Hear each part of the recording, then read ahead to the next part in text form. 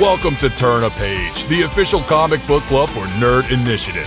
Each week, the NI Bullpen will be covering the world of comics, talking to creators, deep diving into some fantastic stories, and much more. Now let's hand it over to the team and turn a page. And no. Why are we doing this again? What? Okay, look, just because the King of Comics Kickstarter calls you on us yet again, and then I gotta go home and wear the freaking shirt. It's like Dance Monkey Dance. Like he hasn't even rubbed my lucky rabbit's foot yet, and then here we are. Gotta do. Do you want me to? We're live. We are. Hi. Well, love the haircut. When the King of Comics Kickstarter calls and says he's got time to swing by, the official comic book club for Nerd Initiative, known as Turn a Page, we always pick up that phone. Ladies and gentlemen, please allow us to introduce ourselves. My name is Ken M. You know me as the host of the ODPH podcast. I'm also Nerd Initiative editor-in-chief. To my left, your right. He already kind of stole the intro, but hey, we'll give it to him one more time because it's in his contract. And at your live the ODPH studios. My name is Off the Cuff Tom, Nerd Niche's pop culture connoisseur, Ken Allen. Horus. It's always a pleasure. Yes, indeed. Yay! We're doing it. We're back. We are back because I'd like I say, I want to say guest, but I mean, we've already established like Allen is another part of the team pretty much. He is here. He has residency. We give him mail. He keeps providing us hit after hit from such books as Pocus Hocus, Misfortune, Grandma Chainsaw, and then, as we alluded to, the Kickstarter sensation, which dropped today and is already making a lot of noise because the most badass bunny has returned to kick some you-know-what, because I can't drop that word just yet here on YouTube. One of the masterminds behind this book, along with Kit Wallace and Dave Lentz and Will Radford. Welcome back to the show, the one, the only, Allen Dunford. Hey, everybody. How we doing? Hi, everybody. Allen, first and foremost, congratulations on the success of the campaign thus far. Smashing goal within, what, hours? So we hit goal in 40 minutes. And I didn't even put my money in yet. Yeah. And then it's been crazy, man. It's been a upward trajectory ever since. Just people just showing their love for Horus. Like I don't know what else to say. Like it's kind of crazy. Yeah, I mean, but it's a testament to what you and the team have done, because obviously this character has been winning over the audience left and right. And Tom. And Tom, yes, Tom, we know. Only Tom. Yeah. But to kind of walk us through what is going on, in case anybody has not signed up for the Kickstarter previously, what is Horus all about? So Horus in Hell actually spawned from our first series, Pocus Hocus, that I was on here last time for pimping that one out. So Pocus Hocus follows the story of a magician who sold his soul to a demon to have actual magical powers. And inside of that world, he has a pink bunny that follows him around, and that's Horus.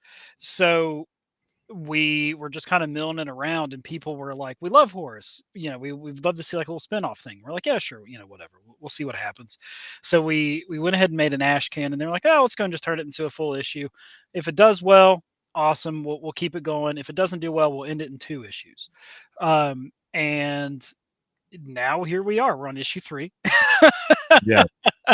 And the love for this character has just been unreal, dude. And I think I've told you guys before, it's frustrating because it's one of those characters like we're kind of like, yeah, let's just have fun, let's just be stupid, let's not think too much about it. And then like with Pocus and like Grandma Chainsaw and the other stuff, we sat down and we're like meticulously figuring out, okay, these are our plot points, these are what we're doing, this is what this character is. And then Horus has been our most successful book. Well, it's the one thing about the character, it's just it's so deceptive, right? That it's one that, much in like the same vein, I always kind of refer to as like Jeff the Land Shark with Marvel. Mhm. Like it's one that just wins you over on the outside. Then when you dive into the character, there's a lot of, much to enjoy there as well. Yeah. And to see how Horus has spun out of Pocus Hocus and the Pocus verse, Mhm. and now onto his own series, which I mean has just been absolutely wild to think about. Yeah. Yeah. I mean, it goes to show how the audience is, letting you know how much this character is meaning to them, and to really see where they're going with this. I mean, it's phenomenal to watch, and especially every time the Kickstarter comes out, it's just getting larger and larger, and that's only bringing more eyes to more projects that you've done. So since Horus #2 and your last project, I mean, how soon was it that you and Kit decided to go like, okay, let's start planning this out. Let's really get going about this. Well, first off, Caleb, you are the goat. So I guess we're a little farmhouse in here today. Yes. And no, shout out to Caleb. Caleb's a fantastic writer and a fantastic friend. But no, so with planning out Horus, you have to plan a pretty far ahead of time with Kit, because Kit is a very busy individual and a very in demand individual. So I'm very grateful that he even takes the time to consider doing anything for me, right? And it's one of those things where I'm very grateful to be working with Kit. And he was one of the first, I guess, artist friends that I've made in comics, because he did one of my very first variant covers for Pocus 1. So like, it was cool to get someone of his caliber that actually responded back to me whenever I was first getting started. So I owe him a lot, and I always appreciate the work that he does. But yeah, man, to answer your question again, we have to plan pretty far out, because we've already talked about Horus 4, and whenever we want to go ahead and start that. Yeah, and that's, like I say, that's very impressive to really plan out, because especially there's so much time in between when you initially start plotting out what you're doing to when you start really kind of going into the mode for it. Mhm. How much has changed, would you say, from 2 to 3? I think, and this is going to sound stupid in a way, but it feels like it gets easier, because everyone gets more and more comfortable, because we know exactly where the series is going, and we just kind of want to unleash Kit, right? We don't give too many details. We don't give descriptions on what we really feel like we need, unless we feel like it's imperative to the story. But we just say, Kit, just go nuts, dude. And that's just has to be so, for creators, like, so refreshing to say. Like, I'm trying to find a better word for it, but it really is, because you can sit there and not say you have to put it on autopilot by any stretch of the imagination, but when you have that rapport and you have that confidence and that trust between you as creators to really kind of let loose on it, I think it brings out the best of all parties involved. Yeah. Well, yeah. No, I mean, like I said too, I think even especially down to like the lettering, right? Like giving Dave freedom to just do whatever he wants to do on those pages, right? Like I think that's huge, and it's a mutual respect for everybody then. Yeah, no, absolutely. Now, our friends over from the Bada Boom podcast are asking that they got, I got to go check out, the first 2 issues. Why don't you give everybody a quick little, catch up on the first 2? Okay. So, God, what is this story even about? It's about a demon running from hell that calls forth the legions and the armies of hell. So, the story of Horus in Hell, summary for the first 2 issues. It follows Horus, obviously, who was accidentally plucked from hell because Pocus Hocus was trying to do a magic trick, and he opened up a portal to hell in his hat instead. So he plucks Horus, brings him to the world, and Pocus gets drunk one night and shows Horus that he wants to do the trick again. But in his drunken stupor, he accidentally leaves the portal open. So when he does, Horus kills a monster and then is brought into the hat, and is actually brought in by his brother Boris. Yes, very Boris. And then the only way Boris is going to let Horus leave is if he helps him with a mission that he's been tasked to do. Yep. And that's where all the quote unquote wacky hijinks ensue. But it is an absolute riot. It is so fun and yet dark and twisted, but it plays into the whole Pocus verse. And when you think about what you started, I mean, from Pocus 1 to now, like the journey and how much it's really won over the audience. Like even now, sitting here and watching the Kickstarter campaign achieve the success that it has, which everybody watching at home or whenever you catch us on replay, click on that QR code in the corner. That will take you right to the Kickstarter campaign, so you can make sure you order your copies now. But to see where you've gone from then to now, I mean, how would you even describe that journey, like hitting it today? It's surreal, right? Like, it's stressful to think about these things. So anytime we launch a Kickstarter, like I'm like, oh my God, is this enough? Do we have enough descriptions? Like, are we doing this? Are we doing it right? And it's starting to become more and more second nature, and it's cool to like build up trust and a fan base. Like it's weird to say that. And Ken, I think I told you this before, like in one of our many interviews together. But it's strange that my hobby is starting to mean something to some people, right? Yeah. Like the thing that I picked up during COVID to not go crazy during lockdown and stuff, right? And to really explore this creative juncture is now like the people are looking forward to whatever wacky ideas we're going to come up with next. And it's really cool to see that. Yeah. No, I mean, I fully agree with you. I mean, just even see the journey from issue 1 of Pocus to now, and the spawning of the Pocus verse, and all the characters that have come with it. I mean, it's a testament to putting in the work and making that connection with the audience, which I think in this day and age is so vital. That when you release a book, it's now an anticipated event because you put in the work, you've made those connections, and it's really now just sunk in, you know, like to them, they're like, hey, this is a book. I don't want to say it's like on the same level like when a Marvel movie comes out, but it is, but on a very smaller scale, you've now made that connection. The audience has built the trust with you that they know when they see a book that you're writing come out, it's an instant, let me go check this out at the very least, if not go purchase copies. And that's a huge shout out to the art team that agrees to do this. You know, Brian Belando and Kit Wallace, and of course Carrie on collars now.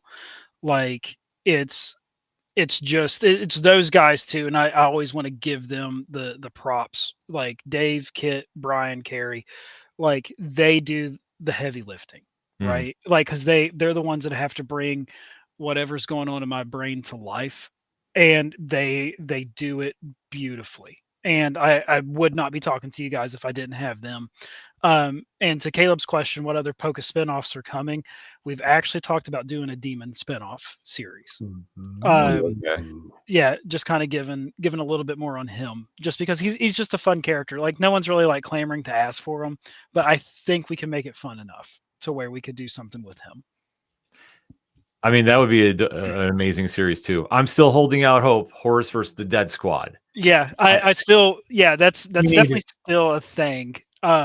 We got to find the right time for it. Make it a backer bonus. I know, yeah. Just do like a little 8-page story. Yeah, like seriously, make it its own little ash can. Like here, you get this level or a stretch goal. There you go. Yeah, merchandising. Merchandising.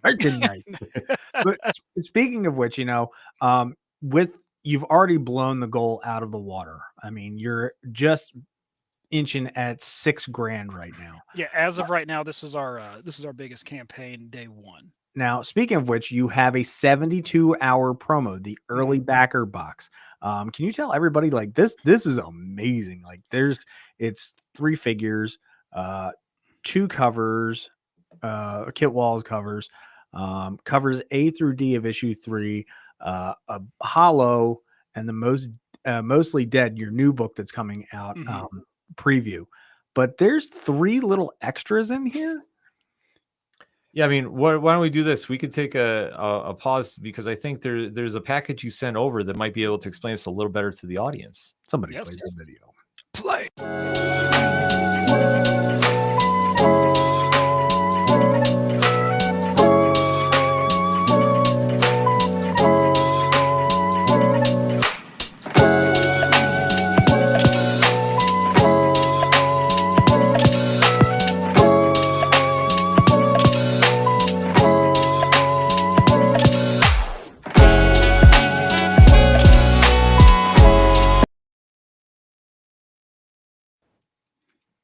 So let's talk about this. Action figures?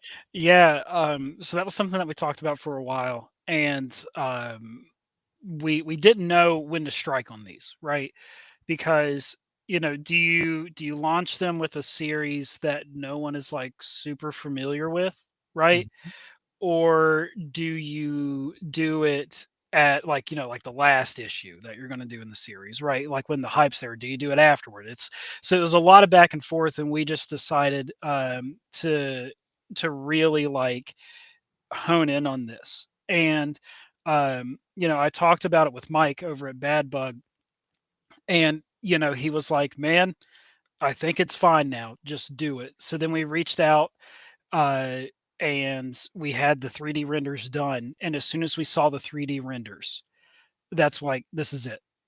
Like I think now's the time. It feels right. They look good.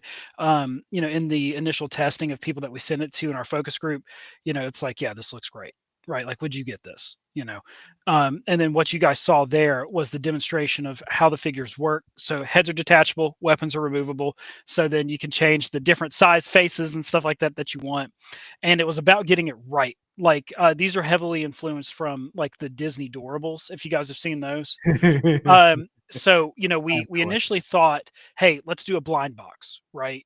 But we decided, no, let's just do it this way, because this is going to be easier for everybody to understand what we're doing and why we're doing this, right? But no, man, it's they're awesome. Even like I said, even in the prototype video that everyone just saw, like they just move so fluidly, and they look great, and they have a lot of weight to them too, because they're not 3D printed, they're actually resin figures. Yeah. So yeah, they're good. Yeah, I was gonna say, like, I was completely blown away when I saw him. I was like, wait, finally, because I mean, we've kind of put this on in the world there, that we were hoping we were going to get something like this, Mhm. and now to see it to fruition, like, yeah, they're so detailed. Yeah. Too, and especially doing resin instead of 3, like, it's definitely worth the investment, especially for the collectability of it. Mhm. And it's an item that, yeah, you mean, you're listening to the fans talk about this, and they've said they wanted this for so long, and now we finally have it. I think we need these on Play for Keeps just for a review. Yeah. Well, I mean, Shameless plug. I believe you need to talk to one cell phone wallet keys about that, but we can definitely shoot an email out after the show. But also with this, you have another project that is you're teasing a little bit. Yeah. So it's a book that Kit Wallace and I are doing together. It's called Mostly Dead, and it's about a boy that is in an orphanage, who obviously he wants to bring his parents back, and one day he keeps hearing whispers of something coming from the library inside of the orphanage, and he finds the Book of the Dead, and he's going to use it to bring his family back. But as these things go, there's always a price to pay. Yeah, and you sent over the trailer for it, so why don't we show the audience what this is all about? There was a time when the boy was happy. This was not such a time. And so, the boy became a ward of the state. The orphanage would be his home. They told him he'd be safe. But he did not feel safe. And for a time, that would be life. Chores, class, discipline, day in and day out, month after month, until one day, the secrets behind these walls refused to stay silent. I would call out to the boy. Within my pages, he would find the power to bring his parents back. They could be a family again. Well, mostly.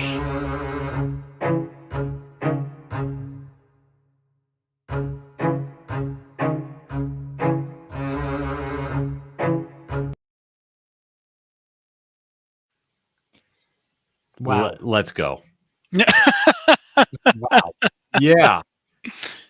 I mean, so how soon were you thinking about doing animation videos for this? Dude, we've had this done for about a year now. and we just haven't found a good time to do it yet. Especially like I said, from our Kit's so busy, and now this is a co-owned project that he and I are doing together, right? But no, Jared, he's done all of our trailers. He does everything for Bad Bug too. Jared at Prevalent Mind Studios is such an amazing, talented person. Not to be biased or anything, No, but that trailer, granted, I love the Horus trailer. So whenever we do show that, I love it. But the Mostly Dead trailer just hits a little different. I think that he really understood the assignment on that one. I just gotta ask, looking at the book in there, are we going to get the Evil Dead reference? Klaatu. 100%. My man. Yep. Yeah, 100%. And this is all available now for the Kickstarter campaign too. Yeah. Which, So we just have the ash can on there. Just because, of course, we're trying to build it up a little early, get some extra funding for it before we actually do go to launch the whole thing. Yeah, and for Kickstarter campaigns too, I know we've talked a little bit off air about this, but how important is the first couple days to a campaign in comparison to the last couple days? I mean, like, God, especially like. Normally, I would say, yeah, like the first 2 days are like the most important, and like the last 48 hours are the most important, right? And then you have like your insufferable lull period where you're just watching paint dry, right? But so something that especially like Bad Bug is really honed in on this, and I took a page from that stuff and tried it out here. Doing like the early limited stuff really helps drive you up, especially like in the algorithm. Right. Because you want to fund as early as possible. Right. And doing the 72-hour boxes or the limited stuff, I think that's really what will like set you up for a good launch, and then hopefully set you up for people that are watching your stuff, set you up for a even stronger finish. Yeah, I think that makes perfect sense. Because especially we've seen the growth with Kickstarter campaigns, especially in comics, and to really see it's a challenge to really win the audience back over. But you and your team have definitely set the example, I think, because every time you drop a campaign, it's always something new, is always something exciting, and it's always something unique that is always released first and foremost. But it all goes back again to hearing the audience and listening to them. And just when you were coming on with this, the action figures, I think, were probably the biggest goal that we can imagine. But was there anything else that you were like trying to throw out there that like maybe we could pull this off, maybe we can't? I don't know, but like, what would you say would have been the biggest gamble? The figures, 100% was the gamble, right? Because they are not cheap to make. So like that to me like gave me a pit in my stomach, right? Because you never know how your book's going to do, right? Even though I think Horus is a great property, and people are very receptive to it, and they wear T-shirts of it on a live stream. You know what I mean? Like, hey, you just never know, right? How if it came out at the right time, was there something else that came out that definitely eclipsed it, right? But so we decided, like I said, with the toy thing again, we had a long conversation about those. But even when we launched, I was like, man, I hope we don't just sell one, because I can't just buy one when you do all the processing, right? So you got to commit to it. So it's like, well, here we go. And lo and behold, it's done really well so far. At this point, though, what's it feel like having done so many Kickstarters and now seeing that, you've not only hit but exceeded? What's that mean for you as far as, backing it up? Like, are you just going to go, okay, I'm on autopilot for the next 20 days? Yeah, no, I wish. I'm going to stress about it more probably. So it just looking at it, and then now we're in the phases of the stretch goals, right? So we have a holofoil card that we're working on. We are implementing Horus in the Bad Bug tarot card line, so we're going to have a tarot card Horus on there too for one of the stretch goals as well. Okay. So now we're hard could he be? Yeah. So now we're just making sure that we deliver on that part. I'm trying to go through my tarot in my head and trying to figure out what card he could be. whatever your answer is, I don't know if it's right or not because we haven't decided yet, but he will be on there.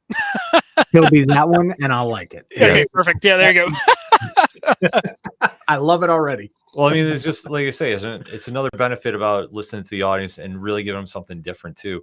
And especially now with Horus 3, I think we should definitely play the trailer for the audience to let them get an insight about what's going on. Then we can do a little deep dive about that. Yeah.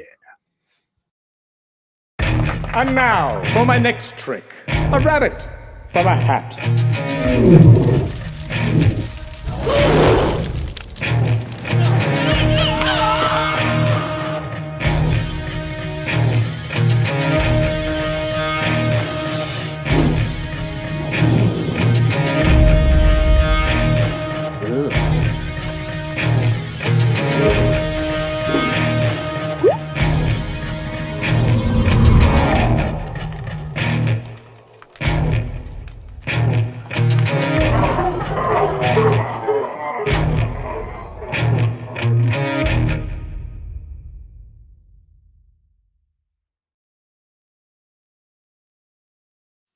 I was going to say, for everybody that's laughing at Horus, I don't think they realized what they were doing. Who is this? Yeah.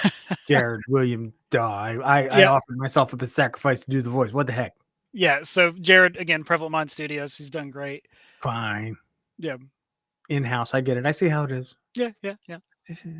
But for Horus 3, especially for where you're taking the character, do you want to tease a little bit about issue 3? Yeah. So of course, issue 3, it's all a linear story. But you see it in the preview pages. We have 4 preview pages up on the campaign. There is they have to go through a underground city in hell, and they're trying to find the Leviathan layer, right? Because the Leviathan layer is the thing that is housing the instrument that we need to go ahead and take back, right? And we're going to run into another companion that may or may not be a blue bunny, that may or may not already know Horus and Boris. This I like. Yeah. So I think people are really going to like this character. I mean, definitely intriguing to say the least. And now, I mean, you've covered a few different genres as of late with your writing. Mhm. I mean, obviously we know about Horus, Misfortune, which is out on Global Comics as well. Grandma Chainsaw, what, and countless others too. The Herald. I mean, you put in a lot of work. What has been your favorite genre to work on as of late? Comedy horror, I think. I've just been having so much fun with it. So like Final Girl Next Door, that's with Bad Bug. That one has been a blast to do. Oh, hey, Lava Drake. And I saw your comment about cleaning up the room behind me, and it was clean, and then Christmas ended. And then now, we just threw all the decorations down here, so I have to still go through them. So mind your business. I was gonna say you're too hard at work. I know. God, yeah. I got my piss jugs down here. I can't even go to the bathroom. Yeah. all the dedication for us. Yeah. I'm kidding. Craft, man. Yeah. But I don't even remember what the question was now. I got distracted by it. About your favorite genre that you've been working on. Yeah. Comedy horror. Yeah. It's just been because, movies like The Evil Dead, right? Things like that. Growing up watching that.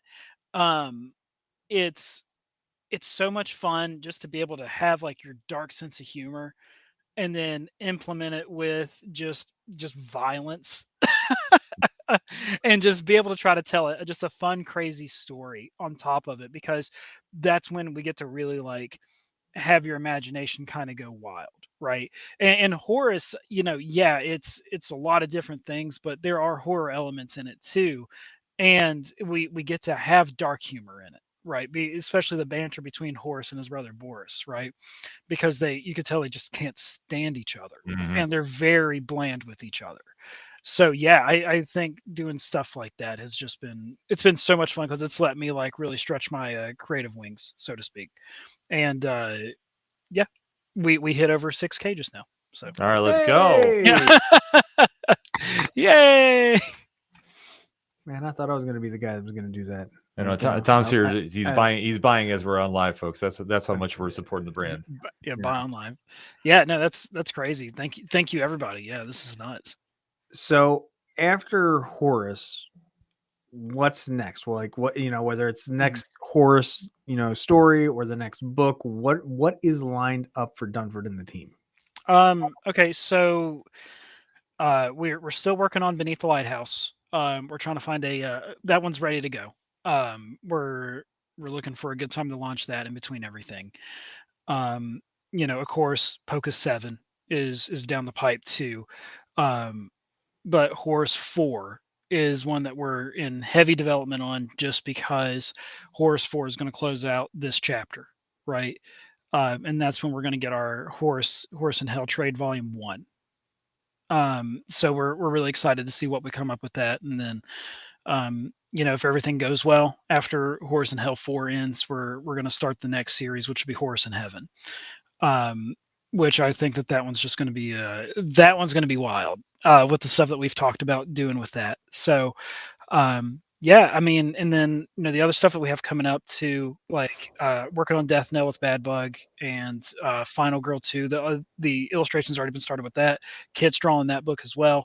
And then of course, Mostly Dead. It feels like there's just, like, when I think about it, I'm like, oh, I don't think we're really doing a lot. And then like when I stop and think about it, I'm like, oh my God, there's so much. Yeah. What I have coming up. How am I even going to do this? Herald 2's been finished for a while. So we're figuring out when to launch that now too. So it's a lot. It's good problems to have, though. Yeah. Yeah. And then there's another chapter of Misfortune coming out too. I was just going to say, I was meaning to ask you about that, because obviously that came out right around the holiday time. Yeah. And that was your first real kind of dip into, I would say, superhero comics with that one. Yeah. This one's very superhero leaning.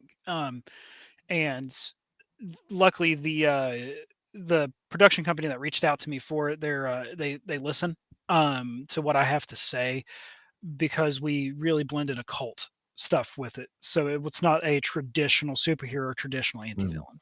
Yeah.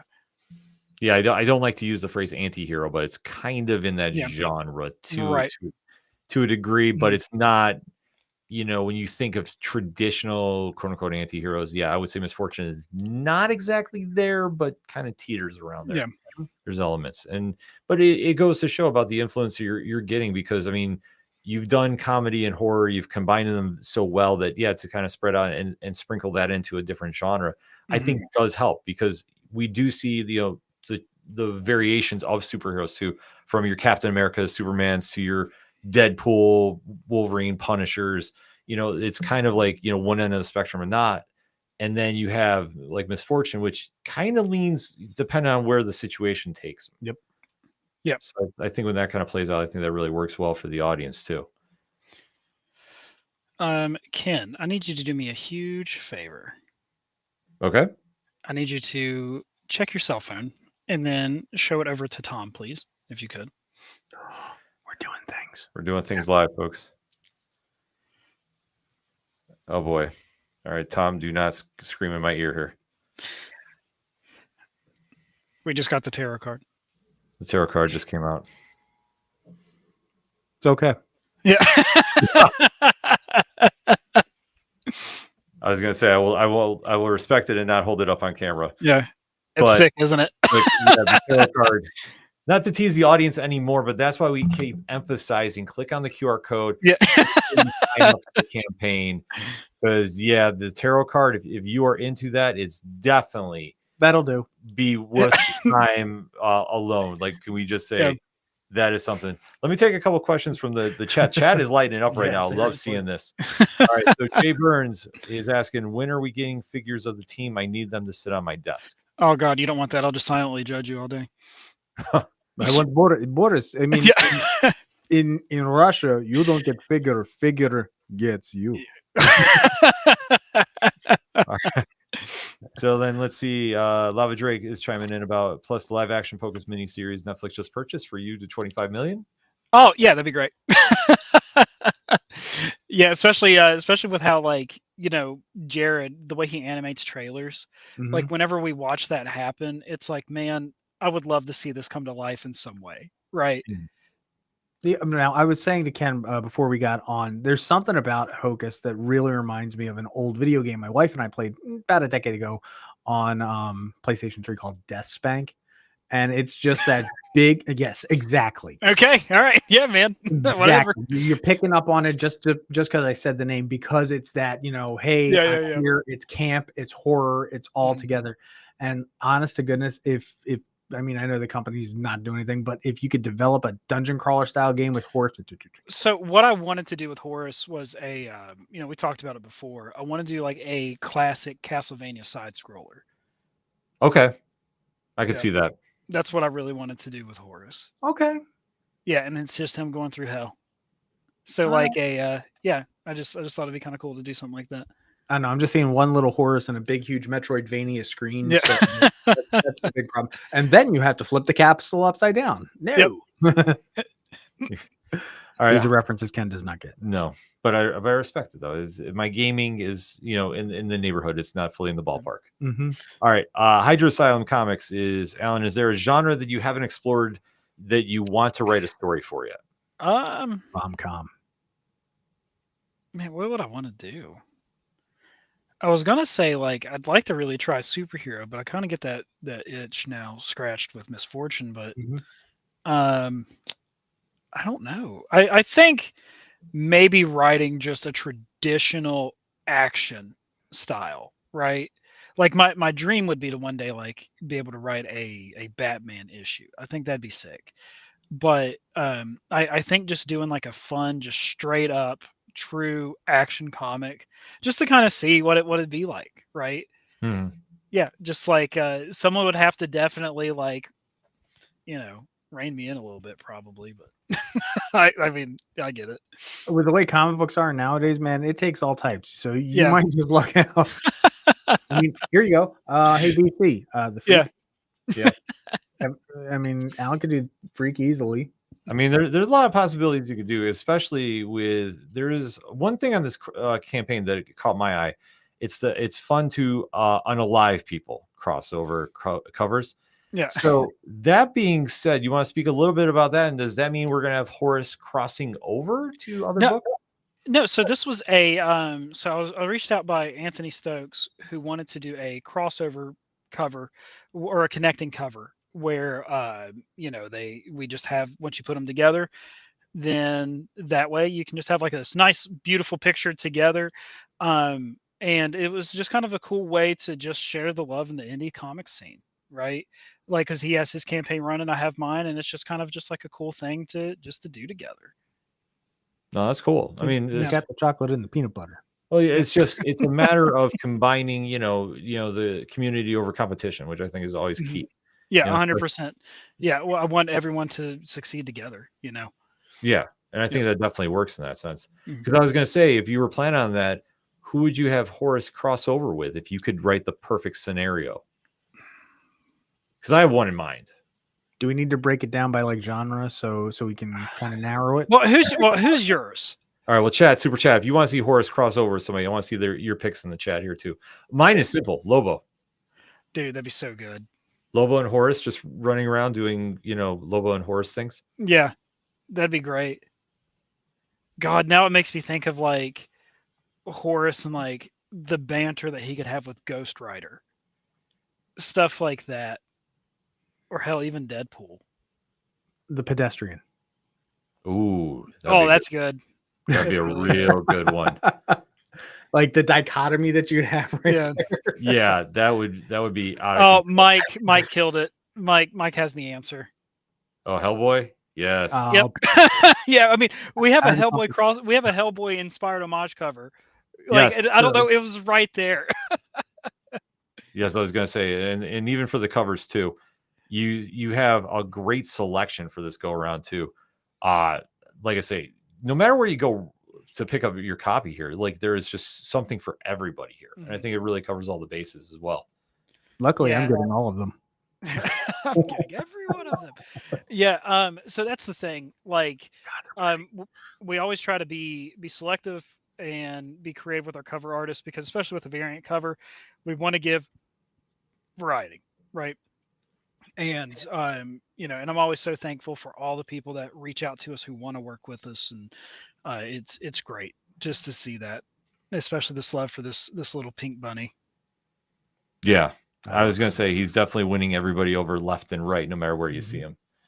So that being said, Alan, I mean, you teased a little bit about what you have coming up for the rest of the year.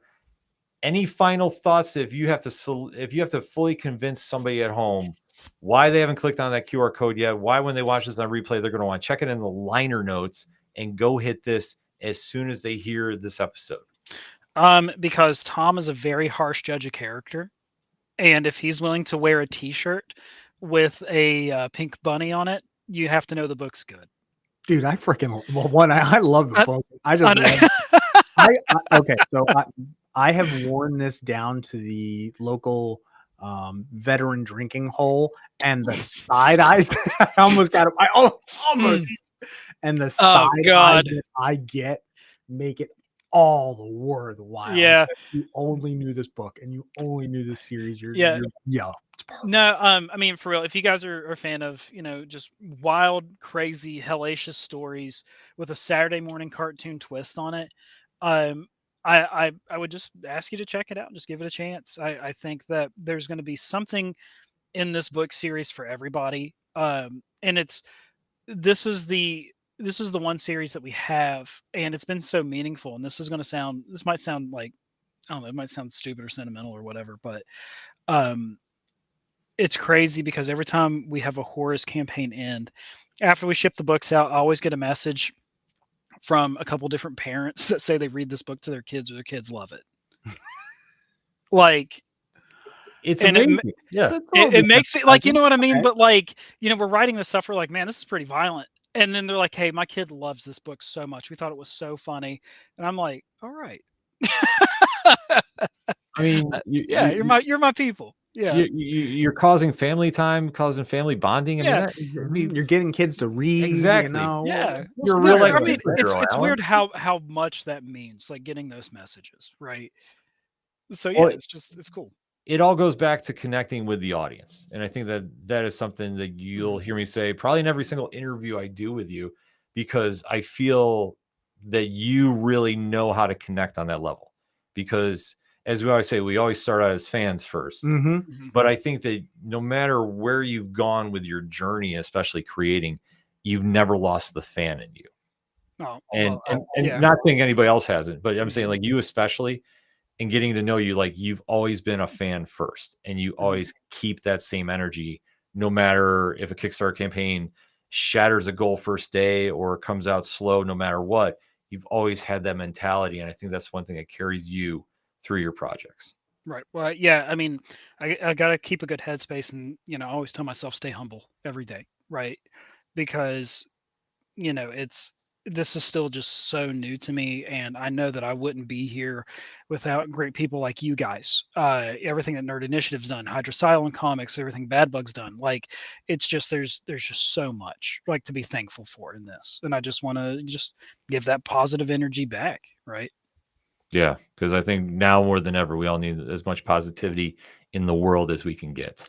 Always. Can I throw this one out here since Horus 4 is on it? Can we call it the 4 Horuses of the Apocalypse? Too much. He just left. you made him that mad. I was trying to find the right button to make sure I accidentally didn't leave. That was incredible. I was gonna say I got 2 quick questions and then we'll wrap things up. Jay Burns, when is Ivan getting his own series, Alan?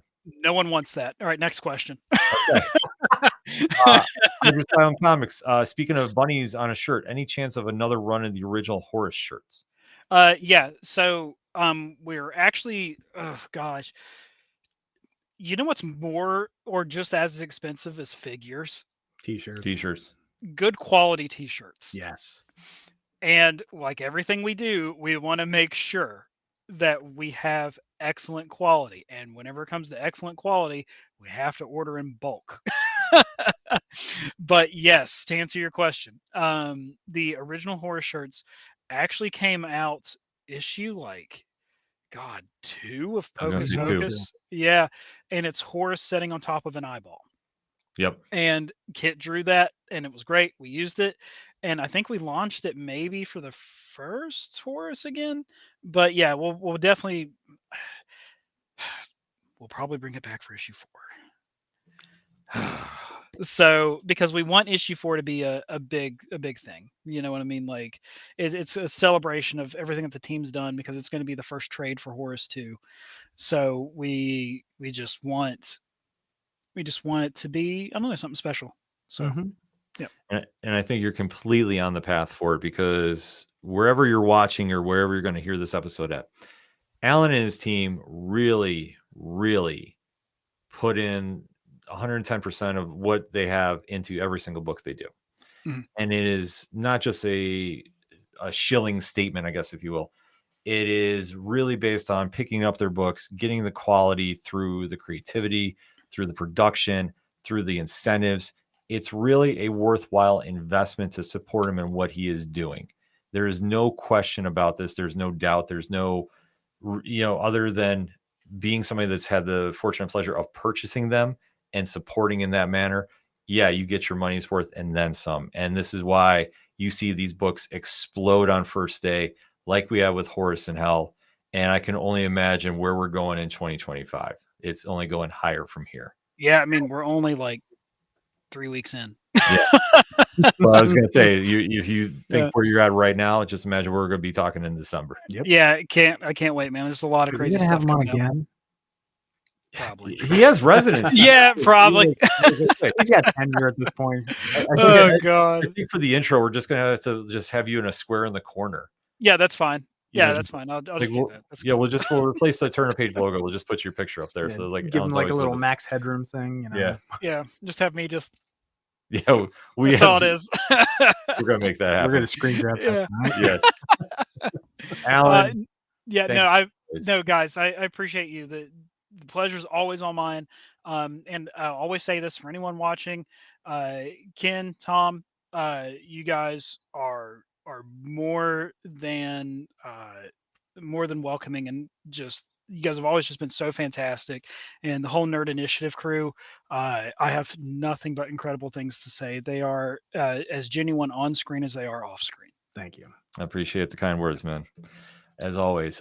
So that being said, we're just gonna put it out here. That QR code is up for a little bit longer. It is in the liner notes of this episode. So wherever you're going to get it on podcast form via ODPH or Nerd Initiative YouTube, make sure to click on it. Make sure to support it. Make sure to share it. Let Allen know that you are supporting this, and let the world know, because we want more people buying Horus in Hell #3. And don't forget the 72-hour exclusive. All right. Yes. 2 days left, folks. All right. Because I promise you, I will get messages saying, "Hey, can I still get this?" And I'm like, "No." We had to put a limit on it because there's a lot that comes in that thing. There is. So we're gonna make sure we make an emphasis of it. We'll have to Oh, talk. Jay Burns backing now. All right. Yep, backing now. I said there's a few chats in here, or a few comments in there saying they're backing. So be like the cool kids. Back this project. Allen, is always a pleasure, and we can't wait to have you back on later. Yeah, I'll see you guys in a month. All right. That being said, on behalf of Tom and myself, we'll end it like we always do here on Turn a Page. When you're at the comic shops and you have a great issue in your hand that you picked up off Kickstarter, known as Horus in Hell #3, and you see somebody struggling to find something, hand yours off to them. Tell them turn a page. We'll see you next time. I'm out.